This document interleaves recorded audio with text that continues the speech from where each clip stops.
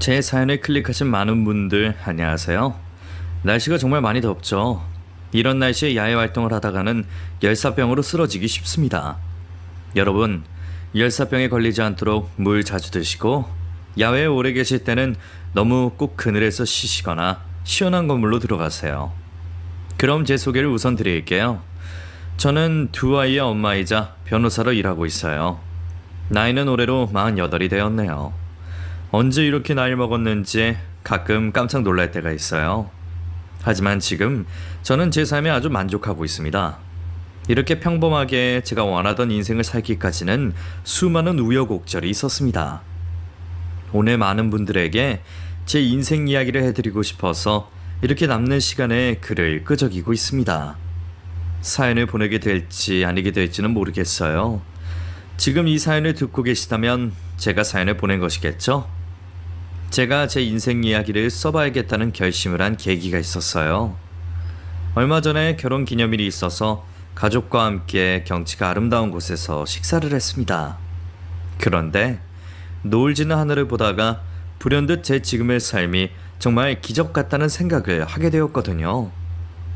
제 사랑하는 아이들과 남편, 그리고 혼자서 열심히 노년 생활을 보내고 계시는 저희 친정엄마, 모두 건강하게 잘 지내고 있는 것도 기적이고, 이런 삶 가운데 제가 있는 것도 기적이라는 생각이 들었어요. 그런 제게 고통을 줬던 사람의 추락을 보게 된 속 시원한 저의 경험담을 지금부터 풀어내 보겠습니다. 저는 가난하긴 했지만 부모님 사랑을 듬뿍 받으며 유년 시절을 보냈어요. 지금도 아버지를 떠올리면 선한 미소와 항상 퇴근 후에 저를 주려고 들고 오던 까만 봉투가 생각나요. 아빠 안녕하세요. 아이고 우리 예쁜 애 수연아. 아빠가 퇴근했을 때는 안녕하세요가 아니라 다녀오셨어요 이렇게 인사해야지. 처음 만난 어른한테 안녕하세요 하는 거야. 그래? 알았어. 다녀오셨어요. 근데 아빠, 오늘은 단 거 뭐 사왔어? 오늘은 우리 수연이 좋아하는 초콜릿 사왔지. 우와, 저희 아버지가 저에게 단 걸 건네면 지켜보던 어머니는 아버지와 저에게 잔소리를 하셨습니다. 아유 당신은 그런 거 그만 사오라니까. 에이 다 썩으면 어떻게 하려고 그래. 어차피 유치라서 다 빠진대 뭐. 좋아하는 거 하루에 한 번씩은 먹게 해줘야지. 못 말린다니까 정말. 그때부터였을까요? 저는 초콜릿을 참 좋아합니다. 지금도 일을 하면서 머리가 안 돌아간다는 느낌이 들 때마다 초콜릿을 하나씩 까서 먹고 있어요. 유치가 다 빠지고 영구치가 자라던 초등학교 때까지 세상 근심 하나 없이 친구들과 행복하게 뛰어놀았습니다. 앞니 2개가 쏙 빠졌을 때는 너무 신나서 퇴근한 아버지에게 자랑을 했던 기억이 나네요. 아빠 다녀오셨어요? 근데 아빠 이거 봐. 제가 입을 크게 벌리고 빠진 앞니를 보여주자 아버지가 박장대소를 하셨어요.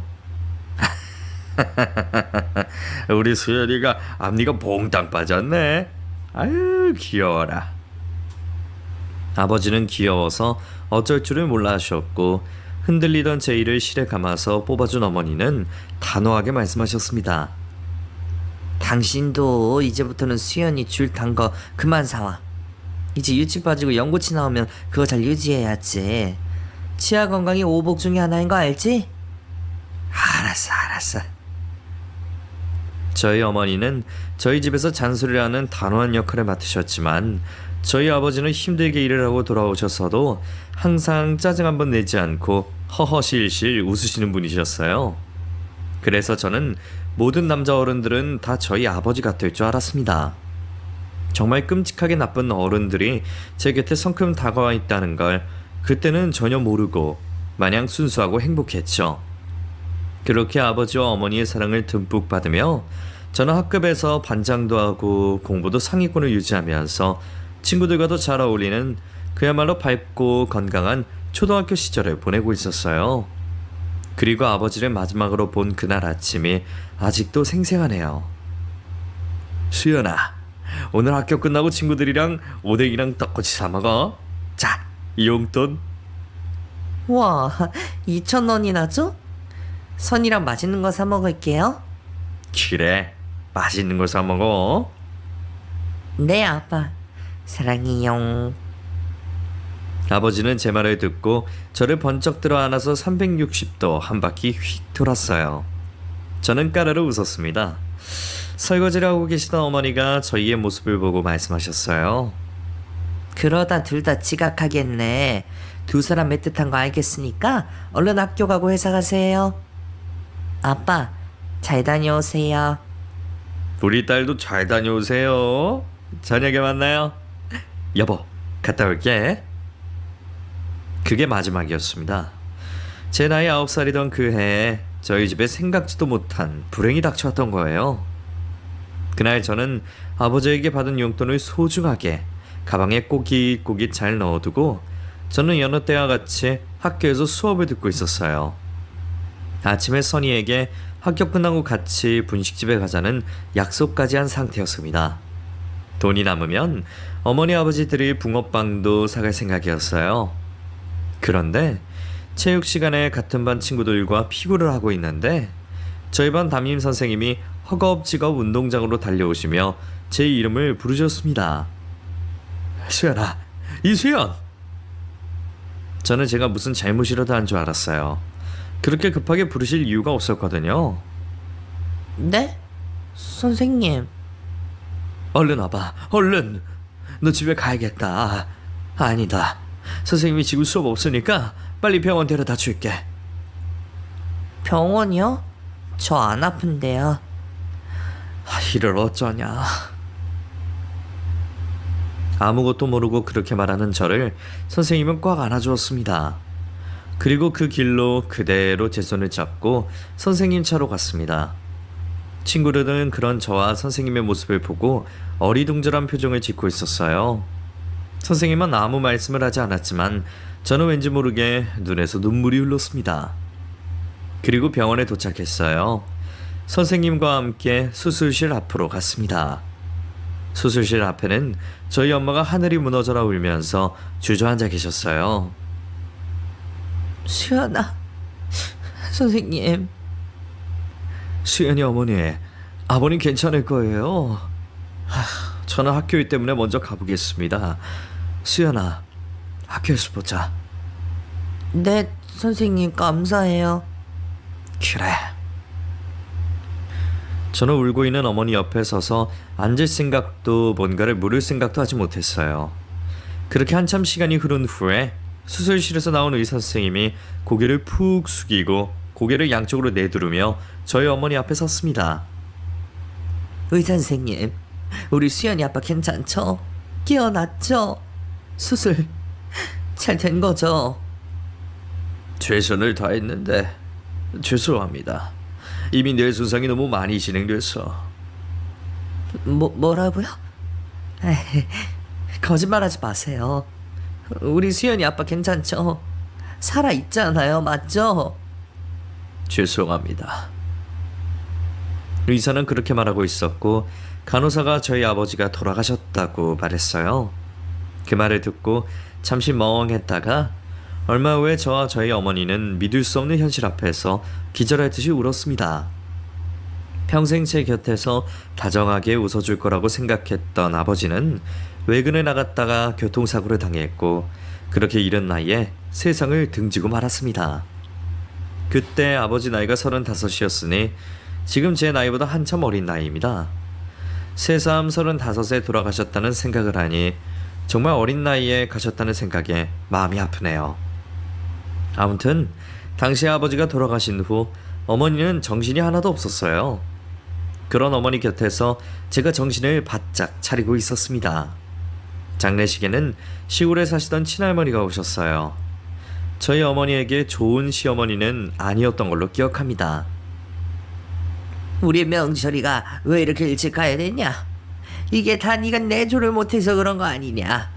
우리 명철이 살려내라고.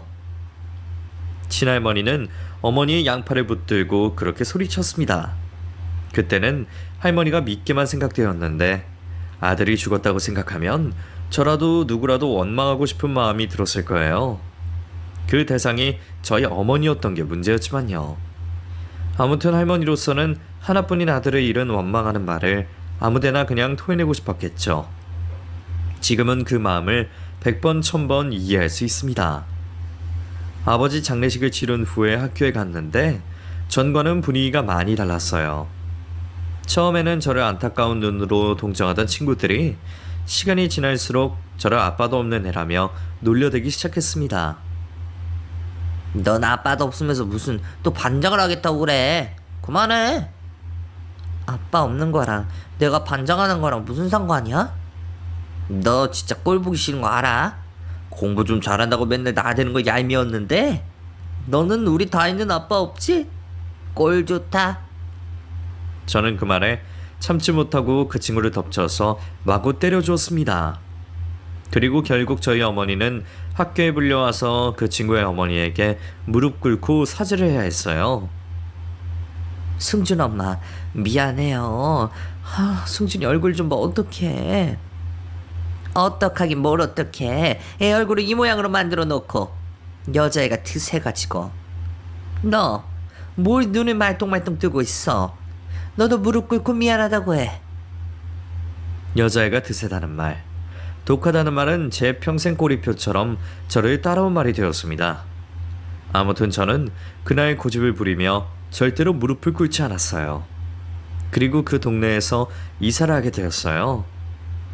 엄마 왜 이사를 해? 네 집에서 더 못 살아. 집주인이 집 빼라고 했어. 그럼 동네로 이사 가면 되잖아. 나 전학 가기 싫어. 수연아, 이 동네에서 더는 못 살아. 엄마한테 남편 잡아먹은 년이라고 사람들이 욕해. 내가 뭘 잘못했냐? 그렇게 말하며 눈물을 쏟아내는데 저도 같이 울어버리고 말았습니다. 그리고 다른 지역으로 이사를 해서 빌라 반 지하방에서 월세로 살았어요. 어린 나이에 돌아가신 아버지와 결혼을 하고 아무 재주가 없었던 어머니는 그때부터 식당에 나가서 일을 하기 시작했습니다. 전학을 가서는 다른 아이들 눈에 튀지 않기 위해 노력했어요. 그리고 열심히 공부만 했습니다. 중학교에 들어가면서 처음 치른 시험에서 저는 전교 1등을 하게 되었어요. 하지만 그다지 기쁘진 않았습니다. 어머니에게도 그 사실을 알리지 않았어요. 어머니는 언제부터인가 저에게 소홀했고 식당 일이 끝나는 시간이 되었는데도 집에 들어오지 않았습니다. 새벽에 들어오는 소리를 듣고 방에서 공부를 하던 제가 나가면 화들짝 놀랐어요. 엄마 왜 이렇게 늦게 와? 너 아직도 안 잤어? 엄마 일이 좀 늦었어. 얼른 자. 엄마 술 냄새 나는데? 무슨 술 냄새? 일 끝나고 식당 식구들이랑 회식해서 그래. 힘들어 죽겠어. 식당 그만두고 싶어. 아버지가 살아계실 때와는 다르게 어머니는 저에게 잔소리도 하지 않았고 관심도 없어 보였습니다. 내심 서운하긴 했지만 일 때문에 힘들 거라는 예상만 했네요.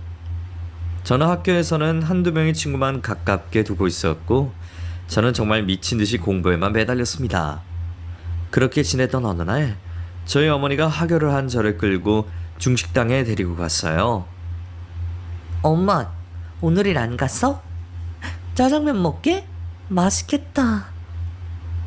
엄마가 우리 수연이한테 소개해줄 사람이 있어. 너 철물점 아저씨 알지? 철물점 아저씨? 아, 그 대머리. 그 아저씨랑 엄마랑 결혼할 거야. 뭐라고? 왜? 아무튼 그런 줄 알아. 그렇게 뜬금없는 소리라는 어머니를 멍하게 바라보고 붙잡힌 손에 이끌려 중식당에 들어갔습니다. 대머리 철물점 아저씨는 제 또래 남자의 둘과 함께 있었어요. 정희씨 어서 와요. 네가 수연이구나. 아저씨 동네에서 많이 봤지? 네, 안녕하세요. 그래, 여기는 이제 너 오빠들 승철이랑 윤철이야. 승철이는 수연이랑 나이가 같겠구나. 근데 승철이가 사물색이니까 그냥 오빠라고 해. 저는 승철이를 알고 있었어요. 학교에서 노는 애로 유명했거든요. 껄렁대는 아이들과 어울려 다니면서 학교가 끝나면 담배도 피우고 술도 마신다고 친구들에게 들었습니다. 윤철 오빠도 동네에서 알아주는 양아치였습니다. 그냥 딱 봐도 얘들은 보통 학생들과는 다르다는 게 느껴졌습니다. 불량한 아우라를 풍기는 두 사람이었어요. 저를 보며 비웃는 건지 뭔지 표정이 좋지 않더라고요. 저는 그 자리에 있기가 너무 불쾌했어요. 짜장면을 입가에 다 묻혀가며 먹던 아저씨가 말했습니다. 어차피 재혼이고 아닐까 시카는 거는 올리지 말고. 그게 맞지? 아저씨의 말에 어머니가 대답했어요. 그렇죠. 짐 싸서 우리 집으로 들어오면 되겠네. 애들 엄마랑 이혼하고 혼자 지낸 지 벌써 10년이 넘었으네. 우리 잘 지내보자, 소연아. 우리 집에 방이 3개니까 작은 방은 너 하나 쓰게 하고 애들 둘이 같이 자면 되겠다. 그 말에 승철이가 기겁을 하더라고요. 아, 내가 왜 형이랑 같이 자? 싫어. 나 지금 나갈 거야. 무슨 재혼을 한다고 난리야. 아, 그지 같아. 나 갈래.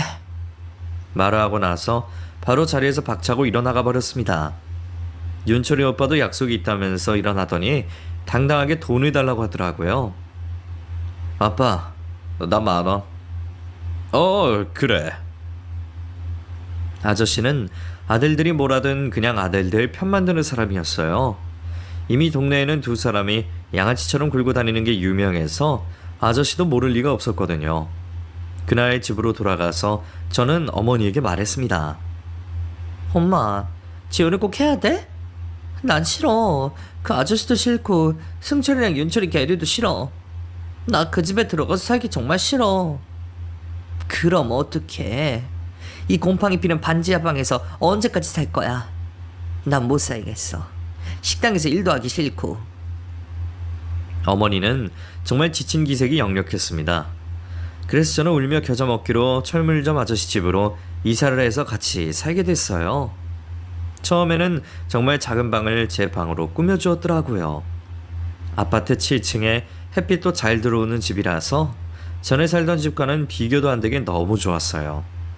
지금 생각해보면 주공 아파트에 별로 크고 좋은 아파트가 아니었는데 말이에요. 첫인상만 좋았지 그 이후로는 지옥 같았습니다. 저는 새벽 2시까지 꼭 예습 복습을 하고 잠이 들었거든요. 그런데 제가 한창 공부를 하고 있을 때 승철이가 제 방 문을 열고 들어왔습니다. 담배 냄새를 폴폴 풍기면서요. 야, 너 나가. 여기가 내 방인데 어딜 나가라는 거야. 네 방은 무슨, 여기 내 방이야. 나가. 그래, 공부는 좀 하나 보더라. 공부해서 뭐하냐? 사람이 꾀를 부릴 줄 알아야지. 요즘 공부한다고 다 잘되는 세상이 아니에요. 너는 또 다른 학교 애들이랑 술 먹고 담배 피고 그러고 놀다가 온 거야? 얼마나 꾀를 잘 부릴 줄 알면 그러고 다니냐? 제 말에 갑자기 눈을 희번떡대더니 소리를 지르며 제 책상 위의 책을 다 저에게 집어 던졌습니다. 이 미친년이 뭐라는 거야? 저는 비명을 질렀고 그 소리에 저희 어머니와 새아빠가 깨서 나왔어요. 새아빠가 책을 집어 던지는 승철이에게는 아무 말도 하지 않고 저에게 말했습니다. 너는 지금까지 앉아 공부했냐? 유난도... 야, 계집이가 공부해서 어디다가 쓰려고 그래? 네 엄마처럼 팔자 좋은 남자 하나 꼬셔서 시집이 나가면 되지. 에휴, 승철아, 그래 이 방 너 써라. 그 말을 듣고 너무 수치스러웠어요. 제 어머니를 봤는데 어머니는 제 눈을 피했습니다. 그리고 승철이 그 자식이 또 소리 질렀어요. 아빠, 진짜 이끌을 것이지. 여기 원래 내 방이잖아. 이 벌레 같은 애한테 뺏겨서. 아, 짜증나. 승철이 그놈은 그렇게 말하더니 제 짐을 거실로 집어 던졌습니다. 새아빠는 말리지도 않고 그 꼴을 그대로 보고만 있다가 방으로 들어가 버리더라고요. 어머니도 잠시 후에 새아빠를 따라서 방으로 들어가 버렸습니다. 제 짐을 다 내던진 승철이가 말했어요. 야, 그지야. 넌 저기 베란다 앞에서 쭈그려 살아. 내 눈에 띄지 말고. 알았냐? 마음 같아선 달려들어서 죽이 되든 밥이 되든 그놈의 머리카락을 다 쥐어 뜯어버리고 싶었는데 그럴 수가 없었습니다.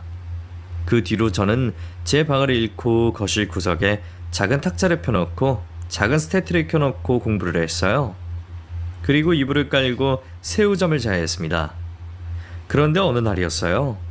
뭔가 꿈틀꿈틀 제 몸 위에 손이 움직이는 것 같아서 깜짝 놀라서 깼더니 윤철이 오빠, 아니 그 미친놈이 술 냄새를 풍기며 제 몸을 더듬고 있었습니다. 뭐야, 미친놈아. 저는 너무 놀라서 탁자 위에 있던 삼각자로 윤철이의 머리를 때려버렸어요. 모서리로 맞았는지 피가 나더라고요. 그러자 피가 난다고 난리 쳤습니다. 피야, 아이씨, 아빠. 그 밤에 또 새아빠가 부시시 일어나더니 거실로 나와서 상황을 보고는 제 아들 머리에서 나오는 피를 보고 이성을 잃었어요. 뭐야, 왜 피야? 너 또 싸웠어? 아니 이거 봐, 이년이 차로 내 머리 찍었다니까. 뭐? 하여튼 지 엄마랑 다르게 애가 왜 이렇게 늦어? 너 미쳤냐? 그 말을 듣고 저도 참지 못해서 소리를 질렀습니다. 윤철이 이 새끼가 나 만지려고 했다고요. 제 말은 들을 생각도 없더라고요. 제 아들 머리에 난 작은 상처에 약을 발라주고 밴드를 붙여주느라 여념이 없었습니다. 저희 어머니는 뒤늦게 나와서 상황 파악을 한 후에 저를 감싸주었어요. 아니 윤철아, 우리 수연이 만졌어? 너 미쳤니? 수연이 네 동생이야. 동생은 무슨, 피 한 방울 안 섞였는데. 아무리 피가 안 섞여도 그런 짓은 하지 말아야지. 저희 어머님의 말에 새아빠가 오히려 역정을 내더라고요. 우리 윤철이가 애 만졌다는 증거 있어? 그리고 한참 그런 애가 호기심에 그럴 수도 있지. 어디 여자가 애 기를 죽이고 있어. 야 수연이, 너 얼른 사과해. 안 해요. 절대 안 해요. 윤철이 네가 나한테 사과해? 어디 오빠한테 싸가지 없이. 나 이렇게 드스레 못 키워. 얹혀 살면 고분고분 굴어야지. 왜 이렇게 사사건 거 난리를 피워? 밥만 축내는 식충이 주제에 나 얘 못 키워. 너 나가, 당장 나가. 새아빠의 말에 어머니가 대답했습니다.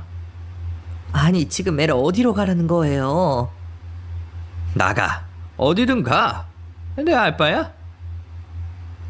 저도 그럴 생각이에요. 이 그지 같은 집구석에 살 생각 저도 없다고요. 저는 그 집에 한시라도 더 붙어 있고 싶지 않았어요. 그래서 어머니에게 친할머니 주소를 달라고 말했습니다. 그리고 제 짐을 대충 싸서 그 길로 버스터미널에 갔습니다. 어머니가 저를 따라왔어요. 왜 따라와, 가. 수연아, 미안해.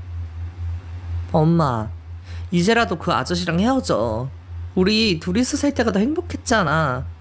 그 아저씨랑 그 아들들 제정신 아니야. 알잖아. 미안해. 엄마는 친정도 없고 의지할 곳이 하나도 없어. 나한테 의지해. 미안해. 어머니는 그렇게 말하며 저에게 돈 5만 원과 버스표를 쥐어주었습니다. 저는 이를 꽉 깨물고 절대 울지 않으려고 했어요. 그리고 버스에 올라타고 나서야 서러움이 북받쳐와서 엉엉 울었습니다. 그 후로는 친할머니 댁에서 살면서 고등학교는 검정고시로 패스했어요. 할머니는 시골에서 작게 농사를 지으면서 살고 계셨어요. 난데없이 들이닥친 손녀딸을 말없이 보듬어 주신 분입니다. 물론 저희 어머니 욕을 하긴 했지만요. 아이고, 그년이 기어이 지 자식까지 버렸구만. 수연아, 할머니랑 둘이 잘 살아보자. 그 이후로는 어머니 이야기는 절대 꺼내지 않으셨습니다. 저는 고등학교를 검정고시로 일찍 패스한 후에 저처럼 억울한 사람들의 대변인이 되고 싶다는 생각으로 변호사라는 꿈을 갖게 되었어요. 그리고 열심히 공부를 했습니다. 할머니가 그런 저를 많이 도와주셨습니다. 수연이 너 대학교 가고 싶지 않아? 할머니, 나 법학과 가고 싶어. 나중에 변호사도 하고 싶고. 그럼 가야지. 그 좋은 머리 썩여서 뭐해? 할머니가 돈 대줄게. 걱정하지 말고 하고 싶은 거 해. 저는 그 말에 힘을 입어서 열심히 공부를 했고 원하던 대학의 법학과에 입학할 수 있었습니다. 다행히 성적 장학금을 받게 되었어요. 할머니는 기뻐하시며 저에게 말씀하셨습니다. 아이고 독한 거 장하다 장해. 앞으로도 그렇게 꼭 독하게 해서 하고 싶은 거 해. 알겠지? 고마워 할머니. 우리 집에서 통학하기는 힘들 거고 여기에 집 한 채 구해줘야겠다. 그때 할머니에게서 들은 독한 것이라는 말이 처음으로 긍정적으로 들려서 저는 눈물이 쏟아졌습니다. 왜 울고 그래? 장하다 장해.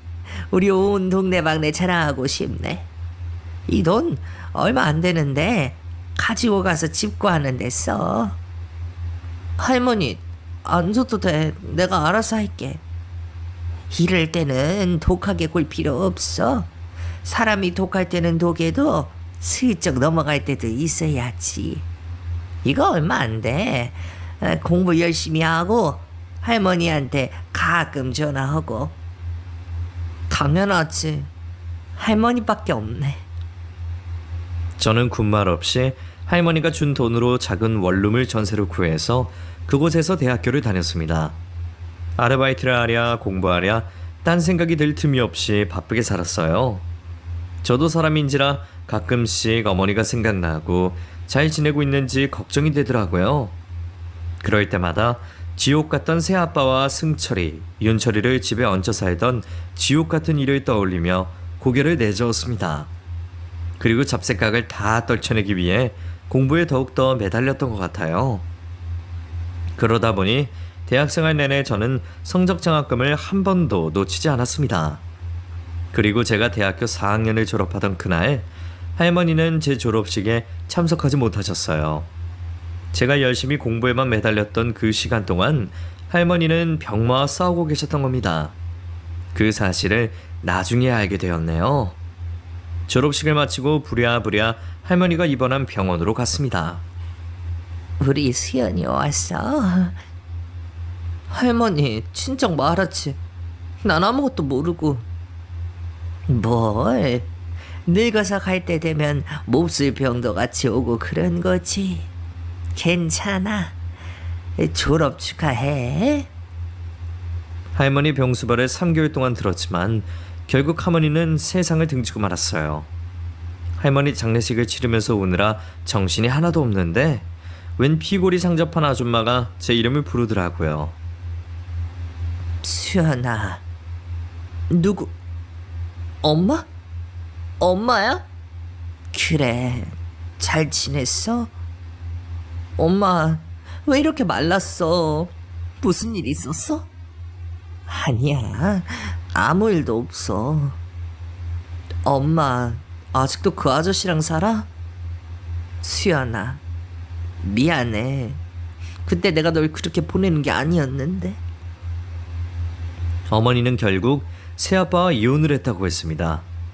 저를 보내고 나서도 3년간 결혼 생활을 유지했지만 폭력적인 성향의 새아빠와 매번 사고를 치고 다닌 새아빠의 두 아들 때문에 뒷수습하기 바빴다고 했어요. 편하게 살겠다고 결혼했으면 잘 살았어야지. 미안해 수연아. 내가 너 볼낯이 없다. 그렇겠지. 나도 엄마 보고 살 생각 없어. 엄마가 무슨 염치로 할머니 장례식에 와? 수연아. 화를 내기는 했지만 정말 못 알아볼 정도로 마르고 추추해진 어머니의 모습을 보니 저도 마음이 좋지 않았어요. 그래서 장례식 마무리까지 어머니와 함께 있었습니다. 할머니는 시골집과 작은 논과 모아둔 재산을 모두 저에게 남겨주었어요. 저는 어머니와 다시 살 생각은 없었습니다. 그래서 어머니에게 얼마간의 돈을 드리고 새 출발을 하라고 말했어요. 난 고시 공부할 거야. 변호사 될 거라고. 엄마는 엄마 인생 제대로 살아. 자 여기. 이게 뭐야? 돈이야. 할머니가 나한테 남긴 피 같은 재산 조금 나눠주는 거니까 이걸 허튼 짓 하지 말고 제발 제대로 살아. 수연아, 그래도 엄마랑 살면서 엄마가 밥도 해주고. 아니, 나 혼자 살 거야. 내 소식 궁금하면 가끔 내가 먼저 연락할게. 저는 정말 독하게 마음먹었습니다. 그리고 원룸에 처박혀서 사법고시 준비에만 매달렸어요. 그렇게 2년 동안 공부한 끝에 저는 결국 사법고시에 합격하게 되었습니다. 합격 발표가 있던 날에 정말 날아갈 듯이 기뻤어요. 하지만 그 기쁨을 나눌 수 있는 사람이 없다는 것이 서글프기도 하더라고요. 그래서 친구와 식당을 차려서 운영하고 지내던 어머니에게 전화를 걸었습니다. 여보세요? 수연이니? 엄마, 왜 무슨 일 있어? 엄마, 나 사법고시 합격했어. 나 이제 변호사 될 수 있어? 뭐라고? 아이고, 너무 장하다. 역시 우리 딸은 해낼 줄 알았어. 엄마랑 만나자. 엄마가 너 좋아하는 고기 사줄게. 그렇게 어머니와 오랜만에 만나서 합격의 기쁨을 나눴습니다. 그리고 그제서야 어머니도 아버지가 돌아가신 후에 정말 무기력하고 힘들었을 거라는 생각이 들었어요. 철물점 그 아저씨에게 팔려가듯 재혼을 하고 저를 돌볼 여력도 없었을 겁니다. 어머니 입에서도 그런 말이 나왔고요. 그때는 내가 정말 아무 기운이 없었어. 이제 와서 병명하는 것 같지만 너한테 그럴 몹쓸 상처 줘서 내 가슴 여기가. 이해해. 엄마도 힘들었겠지. 그래도 지금은 잘 지내서 다행이야. 아, 엄마도 우리 수연이처럼 열심히 살게. 수연이한테 피해가지 않도록. 수연이 축하해. 그렇게 저는 사법연수원에 들어가서 2년간 지내게 되었습니다. 그곳에서 오랜만에 친구들도 많이 사귀게 되었어요. 그리고 지금 남편도 만나게 된 곳이기도 하네요. 2년의 연수를 잘 마친 후에 저는 비로소 꿈꾸던 변호사가 될 수 있었습니다. 유명 변호사 사무실에 입사를 해서 저는 제 자리를 얻고 사건을 맡아서 직무를 수행하게 되었네요. 열정이 가장 가득했던 시기였죠. 지금도 마찬가지지만 그때는 더 불타올랐던 때였어요. 가끔 재판에서 지면 그렇게 마음이 안 좋았는데 그럴 때마다 제 곁에 지켜준 사법연수 동기 친구와 연애를 했습니다. 그리고 3년의 열애 끝에 저희는 결혼을 해서 평생의 동반자가 되었어요. 남편과 저는 의기투합해서 제 이름과 남편 이름을 내건 변호사 사무실을 차리게 되었습니다. 여보, 우리 잘해보자. 당신만 옆에 있으면 아무 걱정이 없어. 든든한 우리 수연이 잘해보자고. 그렇게 1년의 시간이 흐른 어느 날이었어요. 사무실 밖에 시끄럽더라고요. 그리고 잠시 후에 직원이 들어와서 말했습니다. 변호사님, 아버님이라고 자꾸 무턱대고 들어오겠다고 하시는데. 아버님? 내 아버지? 네. 그러는 사이에 익숙한 대머리가 제 사무실 안으로 버럭버럭 소리를 지르며 들어왔습니다. 여기는 딸내미 있다니까. 맞네. 수연아, 나 네 새아빠야. 기억나지? 그 뻔뻔한 얼굴과 목소리에 소름이 끼쳤습니다. 그런데 한편으로는 무슨 일로 어떻게 알고 여기까지 찾아왔는지 궁금하더라고요. 무슨 일이세요? 수연아, 우리 좀 살려줘. 예전 새아빠는 제 앞에 다짜고짜 무릎을 꿇더니 빌기 시작했습니다. 그게 무슨 말이에요? 알아들을 수 있게 말해보세요. 너희 오빠 승철이랑 윤철이가 지금 사기로 고소를 당했어. 내가 너 변호사 된 거 알고 얼마나 기뻤는 줄 아니? 그렇게 열심히 하더니 결국에는 변호사가 되었구나. 아저씨, 소름 끼치게 그런 소리 그만하세요. 제가 오빠가 어딨고 아빠가 어딨어요. 제 아버지는 돌아가신 지 오래예요. 그리고 아저씨, 우리 엄마랑 이혼했다면서요. 법적으로 아무 상관도 없는 사람한테 와서 뭐라고요? 수연아, 그때 내가 미안했어. 아들놈도 기죽을까봐 죽을 죄를 지었다. 용서해다오. 듣기 싫고. 수철이 윤철이가 무슨 짓을 했는데요? 걔들이 장사를 한다고 했는데 그게 다단계였던 모양이야. 걔들도 모르고 한 거지. 근데 사람들이 주도자라고 고소를 해서 지금 징역 살게 생겼어. 너 유용한 변호사라며 내가 다 찾아봤어? 예창을 생각해서 좀 도와줄 수 없겠니? 그런 말을 듣는데 너무 안심해서 피식 웃음이 나더라고요. 참, 그렇게 아들들이라고 감싸더니 결국에는 그 모양 그 꼴이 됐군요. 변호사라고 아무나 다 변호해준 줄 아세요? 저는 그런 쓰레기 새끼들 변호해줄 생각 티끌만큼도 없어요. 지금 변호사인 제 시간 쓰게 하셨죠. 이것도 상담비로 포함되니까 돈 내고 가세요. 아니 수연아, 너 어쩜 그렇게... 독하다고요? 독한 게 아니라 이게 정상인 거예요.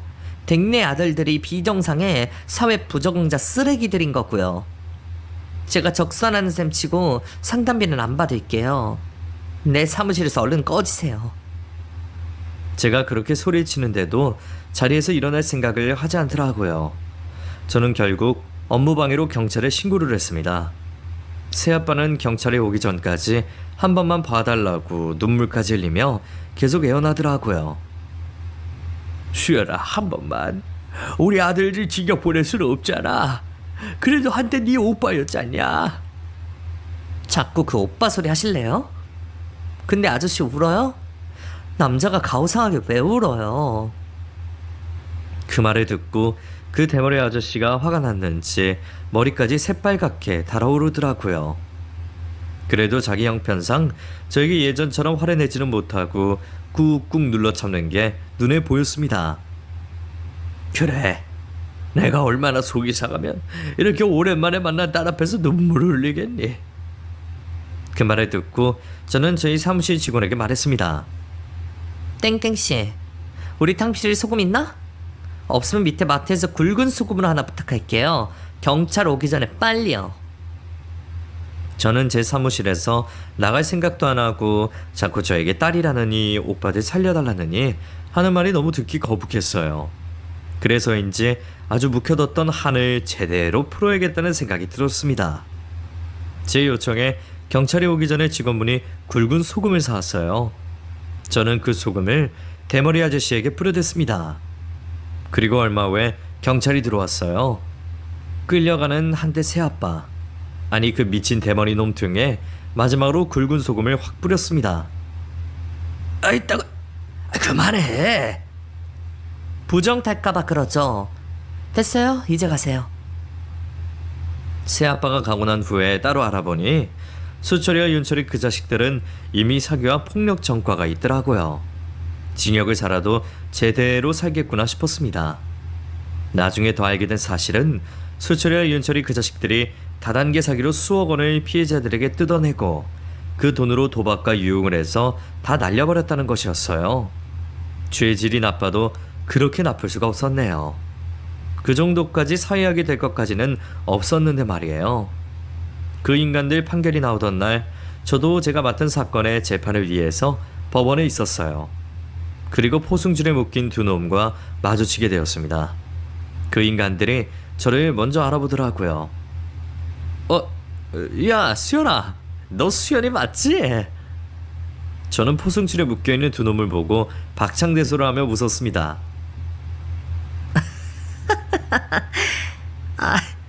네. 야, 꼴 좋다. 그 와중에 나한테 인사할 생각은 드니? 너희 떡잎부터 알아봤는데 결국에는 이렇게 사회의 암적인 존재가 되었구나. 너무 잘 어울린다. 포승줄 이렇게 잘 어울리는 범죄자 처음 보네. 일부러 제가 그렇게 웃으며 말했습니다. 그 인간들은 저에게 달려들듯이 굴다가 묶여있는 지들 모습과 당당하게 변호사 역할을 하러 법원에 온 제 모습을 보더니 아무 말 없이 고개를 푹 숙이더라고요. 그날 정말 10년 묵은 체중이 히말라야 천연 안반수를 꿀꺽꿀꺽 삼킨 듯이 훅 내려가는 기분이었어요. 20여 년 전에 저에게 지었던 범죄의 죗값을 어떻게든 받게 되었다는 것에 저는 기뻤습니다. 그날 저는 제가 맡은 재판에서도 승소를 했고 그 범죄자 놈들은 징역 5년에 벌금형까지 받게 되었다는 소식을 듣게 되었네요. 얼마 후에 너무 기분이 좋아서 저는 오랜만에 친정어머니를 만나서 같이 그 이야기를 하면서 식사를 했습니다.